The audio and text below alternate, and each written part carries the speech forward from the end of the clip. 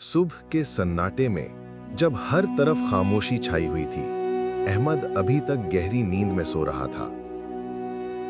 उसकी मां दबे कदमों कमरे में दाखिल हुई, चेहरे पर नरमी और दिल में मोहब्बत।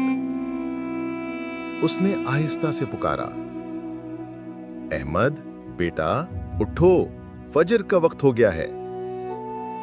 अहमद ने आंख खोली, करवट ली और दोबारा लिहाफ में छुप गया। मां ने मुस्कुराकर कहा, नमाज का वक्त निकल जाएगा मेरे बच्चे, उठ जाओ।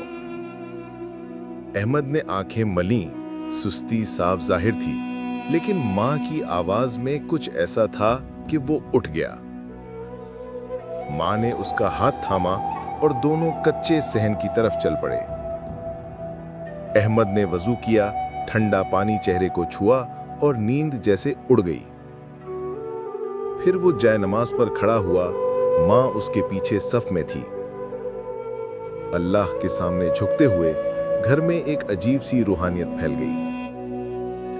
नमाज के बाद अहमद ने हाथ उठाए और दुआ मांगने लगा। मां ने भी दुआ की, शुक्र के आंसू आंखों में थे। नमाज के बाद अहमद के चेहरे पर एक अलग रोशनी थी, एक सुकून, एक खुशी। मां ने उसे गले लगा लिया, जैसे कहने लगी हो कि यही तो वो लम्हा है जिसके लिए मां जिंदा रहती है।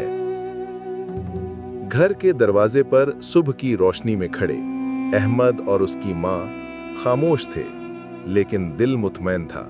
नमाज सिर्फ फर्ज इबादत नहीं, ये दिल की पाकीज़गी और जिंदगी की तरतीब का नाम है।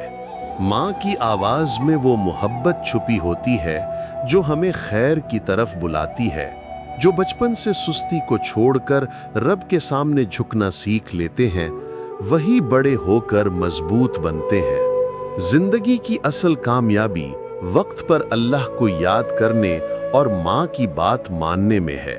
यही दोनों रिश्ते हमें दुनिया और आखिरत में सुरखरू करते हैं।